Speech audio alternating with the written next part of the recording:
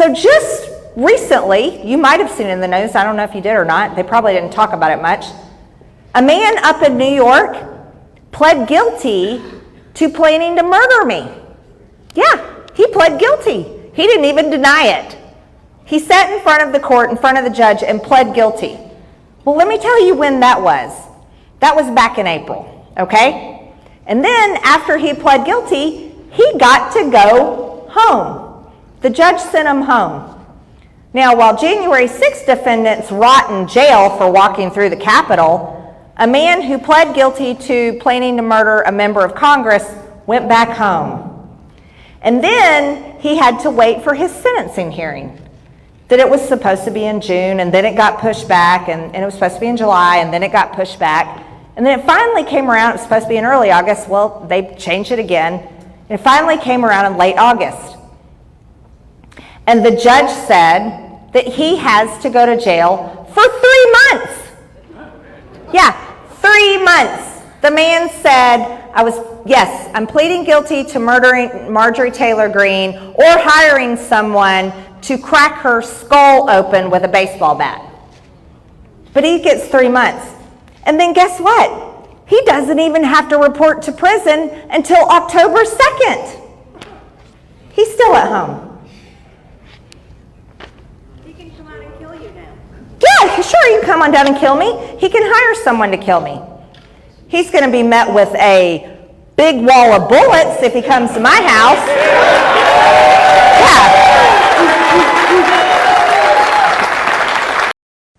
A member of Congress tells Americans, go out and buy guns and ammo to protect yourself from terrorists.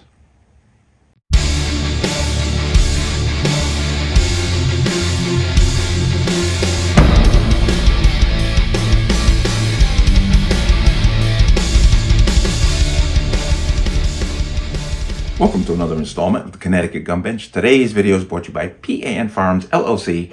P.A.N. Firearms, your NRA certification and multifaceted gun training. You can reach us at 203-300-6343 or use our website at www.panfirearmsllc.com. As always, there'll be a link in the description box. And if you like my channel, like my content, what I do here, you can support me at the link. Everything is appreciated. Let's talk about this. Now, for those of you who are in the political sphere, you know who Marjorie Taylor-Greene is. She is truly conservative and outside the box when it comes to the establishment swamp. She is now coming under some fire for basically going on Twitter and telling Americans, hey, what's going on in Israel with Hamas? You should take note and you should take steps to protect yourself here. I'm not even going to disagree with that opinion, because I'm going to point that out to you why, with the current state of what things are going on in this country. But I'm going to come into here, and this is from 2 paragraphs, but Congresswoman tells Americans to buy guns and ammo to protect yourself from terrorists.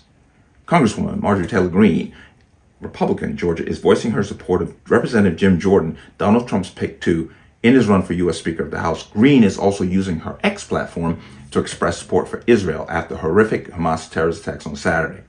Greene wrote, Hamas are worse than animals, and equated all Palestinians with Hamas. I don't find it to be fair, but just realize that Hamas won the political voting, or the voting bloc in that area by a good majority. But, quote, Hamas are worse than animals. Cutting off babies' head is unspeakable, completely evil. Anyone that is pro-Palestinian is pro-Hamas. Okay. Former President George W. Bush tried this week to make a distinction between the two groups for an American audience. Hamas is a political organization. They do not reflect the majority of Palestinians, even though the majority of Palestinians voted for them to be in charge. With this horrific images and reports of Hamas attacks dominating headlines, Greene, who was endorsed by the National Rifle Association when she ran for Congress in 2020, took the opportunity to tap into the fears of Americans and promote gun sales. Greene wrote, our Second Amendment is the best protection for every threat. If you are armed, you can protect yourself from criminals or terrorists who want to hurt you and your family.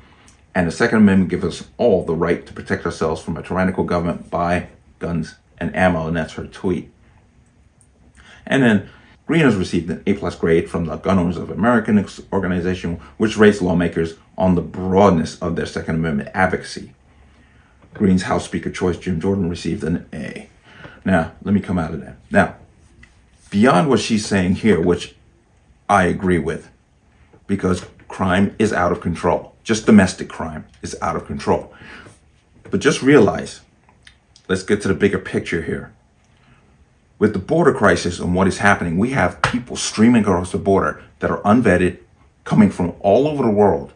I'm still trying to figure out how these refugees from China are somehow getting plane tickets from China to Mexico, then crossing the border. They're coming from Russia, they're coming from the Middle East, they're coming from Europe.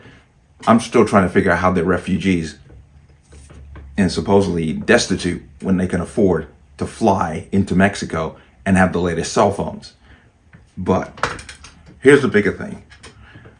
A released CBP report, which is the Border Patrol report, stated 1.5 million people have crossed the border that escaped being caught by Border Patrol.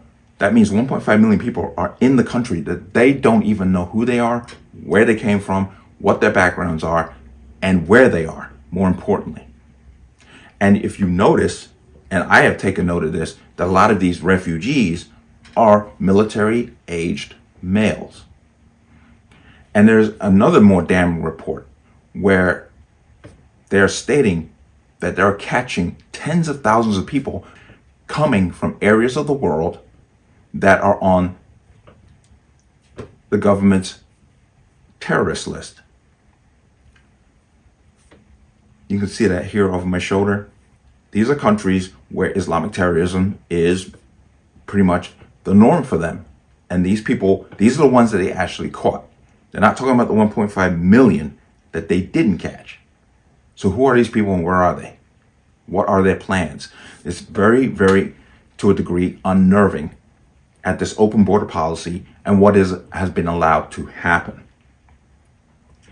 But once again, coming back to Marjorie Taylor-Greene, I'm not in any way going to say what she's saying is fearful, because when somebody confronts you with malicious intent and has a firearm, the only thing at the point of contact that's going to protect you is a firearm.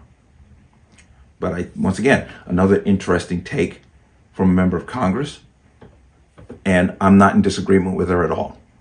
And we should be paying more attention to who is coming across that border. Who are they? But that's my take on the whole situation. Let me know what you think. As always, you can leave your comments in the comment section below. And as always, any statements of violence or statements that lead to violence will be removed. Please like, share, comment, subscribe. Don't forget to hit that notification bell so you're notified the next time the video goes live. I'll see you on the next one. Peace.